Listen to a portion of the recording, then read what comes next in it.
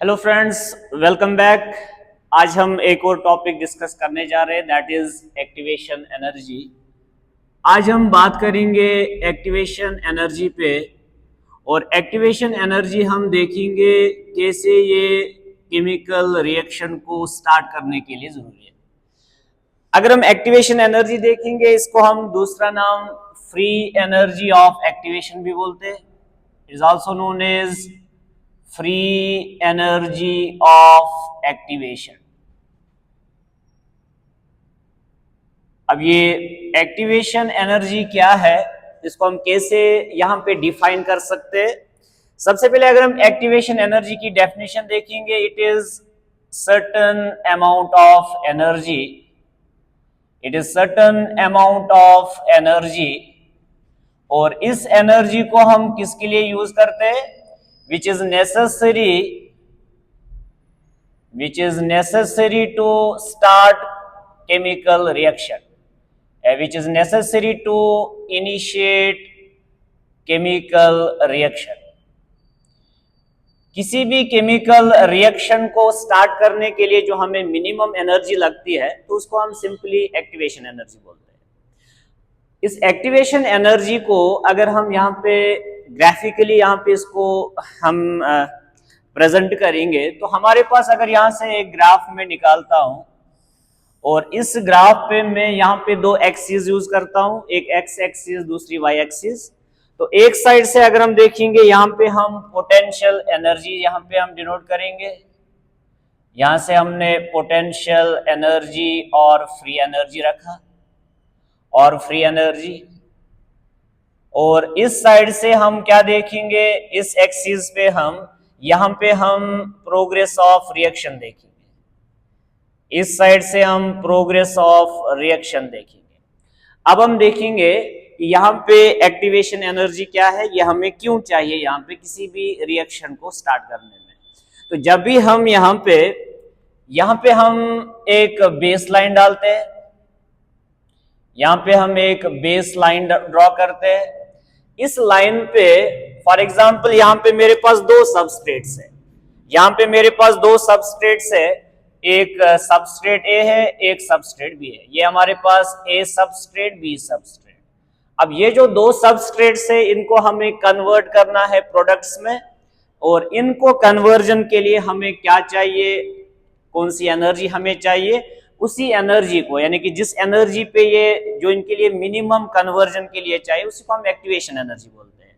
अब आप देखो, इन दो प्रोडक्ट्स को कन्वर्जन में एंजाइम क्या हेल्प करेगा, एक्टिवेशन क्या है, ट्रांजिशन स्टेट क्या है, प्रोडक्ट कहां पे बनेगा। तो जब हम इनको इधर से स्टार्ट करेंगे, तो एक ग्राफ हमारा ऐसा आएगा, यहां तक ये हमारा प्रोडक्ट इधर बनेगा, दिस इज प्रोडक्ट। और दूसरा जब हमने देखा, इसी में अगर हम देखेंगे, दूसरा ग्राफ हमारा ऐसा आएगा, इसमें भी हमारा प्रोडक्ट इधर बना, इसमें भी हमारा प्रोडक्ट इधर बना।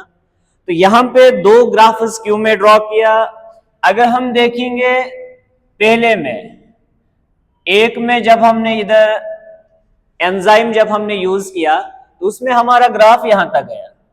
सो दिस इज एक्टिवेशन, ये हमारी एक्टिवेशन एनर्जी विद एंजाइम, ये एंजाइम के साथ है। This is activation energy with enzyme, means इसमें हमने एंजाइम का यूज किया। लेकिन अगर हम दूसरा वाला देखेंगे, ये जो हमने यहां पे यहां तक ड्रॉ किया, ये जो दूसरी लाइन आएगी, ये जो मैंने दूसरा ग्राफ देखा ऊपर तक, इसको हम यहां पे लिखेंगे एक्टिवेशन एनर्जी। यहां पे भी हम एक्टिवेशन एनर्जी का यूज कर रहे हैं, एक्टिवेशन एनर्जी विदाउट एंजाइम। तो एक में हम एंजाइम यूज कर रहे हैं, दूसरे में हम एंजाइम यूज नहीं कर रहे। This is activation energy with enzyme और this is activation energy without enzyme. It means जो हमारा यहाँ पे ट्रांजिशन स्टेट बन गया, ये हमारा यहां पे हमारे अभी भी दो सबस्ट्रेट्स है, ये हमारे दो सबस्ट्रेट्स है इधर।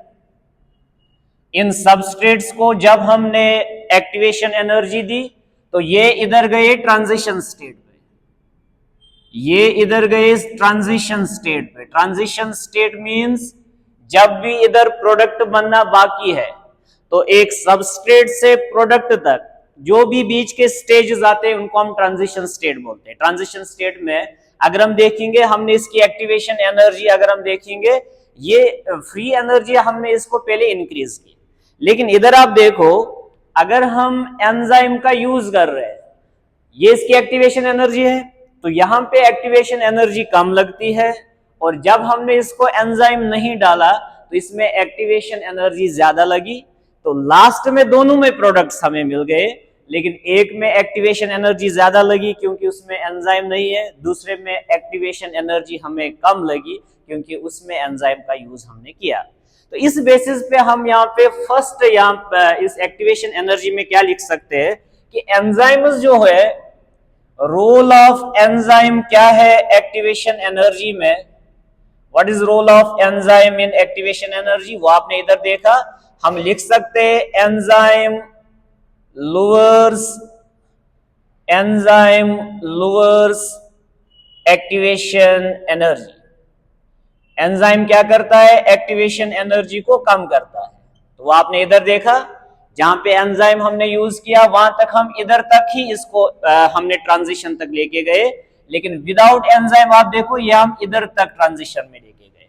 इधर से आप देखो दिस इज फ्री एनर्जी, ये इसका पोटेंशियल है। इट मीन्स जो हमारा विदाउट एंजाइम वाला यहाँ पे ट्रांजिशन स्टेट है वो ज्यादा है कंपेयर टू विद एंजाइम के साथ।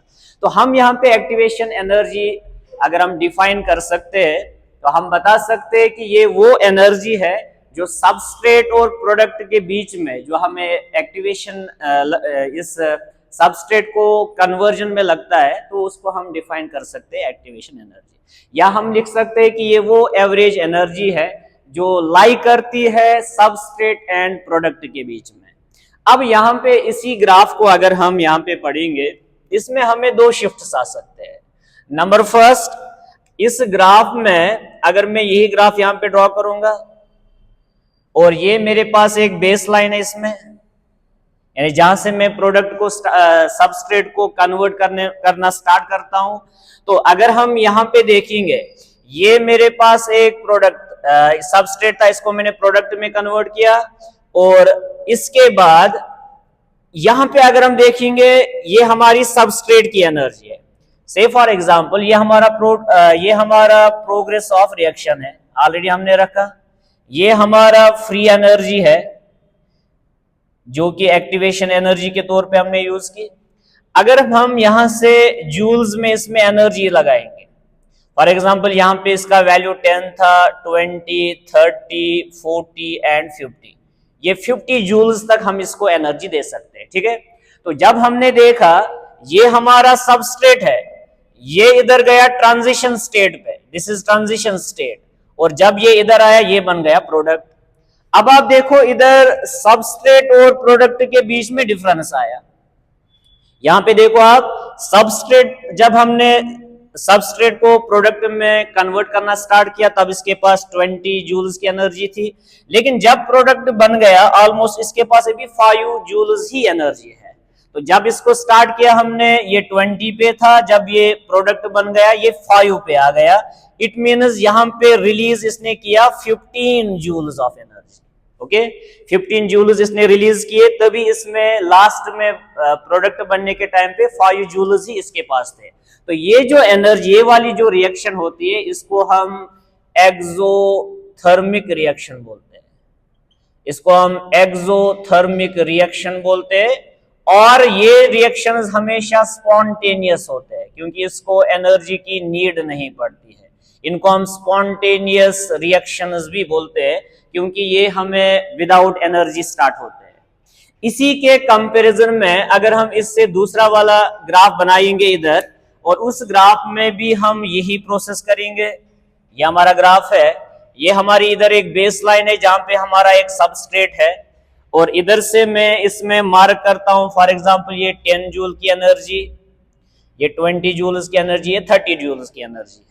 तो जब हम इसमें 10, 20, 30 का डिफरेंस, यानी कि ये तीन हम एनर्जी इसमें यूज करते हैं, तो अगर हम देखेंगे इसमें फॉर एग्जाम्पल हमारा प्रोडक्ट जो है, हमारा सबस्ट्रेट जो है इधर से स्टार्ट हुआ, बाद में इधर से हमें बना, यानी कि इस बार हमारा product above the base line, substrate से ऊपर, ये हमारा सबस्ट्रेट है इधर, सबस्ट्रेट इस बार जो था इसने जब प्रोडक्ट में कन्वर्जन किया तो प्रोडक्ट बन गया सबस्ट्रेट से अबोव। तो फॉर एग्जांपल अब इसमें भी हम क्या करेंगे, फ्री एनर्जी, ये इधर जो हमने इधर इस डिफरेंस को जब हमने निकाला तो this difference is known as free energy. Okay, ये फ्री एनर्जी का डिफरेंस आया, this is difference in free energy. अब आप देखो इधर भी हम डिफरेंस निकाल सकते हैं, लेकिन इधर हमारा डिफरेंस कितना आ सकता है, यहां पे हमने स्टार्ट किया था इधर 10 जूल से हमने स्टार्ट किया, और चूंकि ये अबोव द लाइन आ रहा है, फॉर एग्जांपल ये गया 15 पे, तो यहां पे देखो आप, यहां पे इस बार एनर्जी तो रिलीज नहीं हुई, इसको एनर्जी इस बार चाहिए, तो इसको एनर्जी यहां पे 5 जूल्स एक्स्ट्रा लगते हैं, तब जाके ये 15 जूल्स की एनर्जी अपने साथ लेके आया, दैट इज प्रोडक्ट। तो इसमें देखो आप, जहां पे बेस लाइन यानी कि हमारा सबस्ट्रेट के पास जो एनर्जी थी उससे नीचे जो प्रोडक्ट बन गया वो बन गया एक्सोथर्मिक की फॉर्म में, और इस वाले रिएक्शन को हम क्या बताएंगे, दिस इज एंडोथर्मिक रिएक्शन। ये हमारी एंडोथर्मिक रिएक्शन है।